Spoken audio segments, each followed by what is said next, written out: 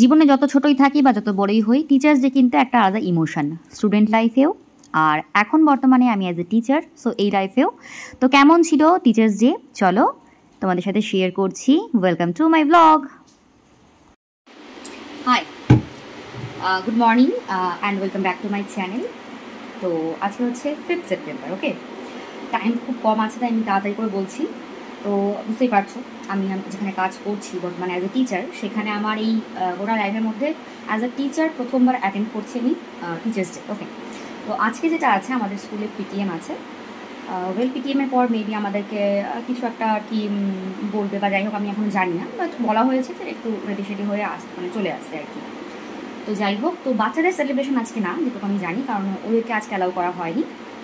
আগামীকাল ওরা হয়তো কিছু করবে, তাও সেটা খুব কম টাইমের জন্য, কারণ খুব স্বাভাবিক ওরা এমপ্লয়েড না। সো ওরা যদি কিছু করতে চায়, ওদেরকে বাড়িতে প্রেশার দিতে হবে। আর একটা স্কুলে একটা ক্লাসে যত বাচ্চা থাকে, সবার পক্ষে তো সম্ভব না সেটা, আর সেটা উচিত না।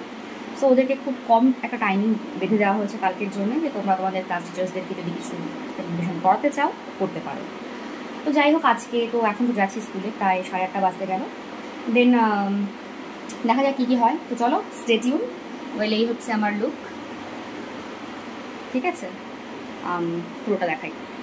তো চলো আমার পুরো লুকটা দেখে নাও। আমি একটা ব্লুয়ের ওপরে হোয়াইট ফ্লাওয়ার দেওয়া, এই আগেরবার পুজোতে এই শাড়িটা নিয়েছিলাম, এটাই পরেছিলাম।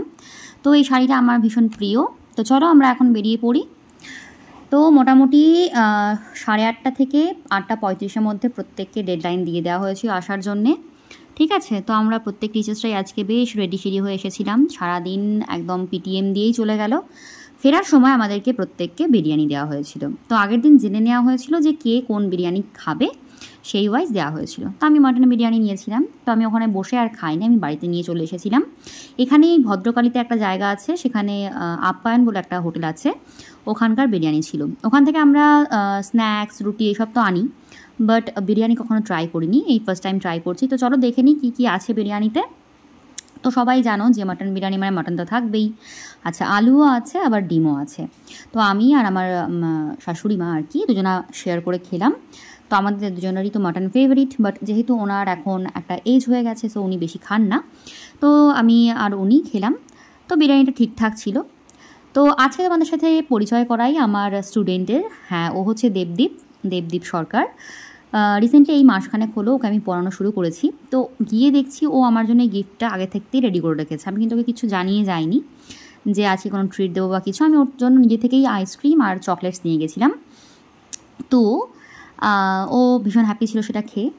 তো এদিকে ফেরার পথে চলে গেছিলাম আমি আমার হাজব্যান্ডকে আনতে, ঠিক আছে। যেহেতু টাইমিং ম্যাচ ছিল, সো ওকে নিয়েই ফিরছিলাম বাড়ির দিকে। তো আজকে সকাল থেকে মোটামুটি এই একের পর এক ব্যস্ততা দিয়েই টাইম কাটছিল। তো ও বললো চলো একটু ভিমার্ট ঘুরেই আসি, কেমন কি কালেকশন আছে একটু দেখেই আসি। ঠিক আছে চলো। তো আমরা মেনলি এই শার্টটা গিয়ে কিনলাম, কারণ আমাদের আবার এসে ওর স্যারের বাড়িতে যাওয়া ছিল, ঠিক আছে। তো ওই শার্টটা আর সাথে এই হটপট টাইপের ছিল, আর বাড়ির জন্য এই এক সেট চিরুনি নিয়েছিলাম, ঠিক আছে। তো দেন যেভাবে আমি গেছিলাম পড়াতে, সেভাবেই একটু টাচ আপ দিয়ে রেডি হয়ে চলে গেলাম কাকুর বাড়িতে। তো বিয়ের পর থেকে কাকুর সাথে আমার পরিচয়, মানে মনে হয় না যে আমি কাকুকে নতুন দেখছি। তো কাকুর বাড়ি তোমাদেরকে আমি এর আগেও দেখিয়েছি আর কি। গিয়ে দেখলাম যে বুবাই অলরেডি সেখানে ছিল, আর এই যে আমাদের বিশেষ অতিথি, তিনি এবার কাকুর সাথে কেক কেটেছেন, ঠিক আছে। আর ওকে সবসময় ব্যস্ত রাখতে হবে, কোথায় কী আছে দেখাতে হবে না দেখাতে হবে, এরকম চলতেই থাকবে। তো এই আর কি। তো আমি গিয়ে ওর সাথে একটু গল্পে ব্যস্ত হয়ে পড়েছিলাম, আর এদিকে টুকটাক ভিডিও করছিলাম। তো ও তো চারিদিকে সবাইকে দেখছিল, আর ওর মাকেও খুঁজছিল। তো এই হচ্ছে কাকুর মেয়ে, আর এই হচ্ছে ওর ফ্রেন্ড, মানে ওর মাসির মেয়ে, দুজনা খুব ভালো বন্ধু। তো কাকুর বাড়িতে রাত্রেবেলা ডিনার সেরেছিলাম পোলাও আর চিকেন দিয়ে, ঠিক আছে। তো এই ছিল আজকের ব্লগ, এইভাবেই কাটলাম এবারের টিচার্স ডে 2024-এর। তো লাস্ট ডে দেখাই, আমার হাজব্যান্ড ওর টিচারের জন্যে একটা কবিতা লিখছিল। So that's for today. চলো দেখা হবে নেক্সট ভিডিওতে, ততক্ষণ সবাই ভালো থেকো, সুস্থ থেকো, টাটা।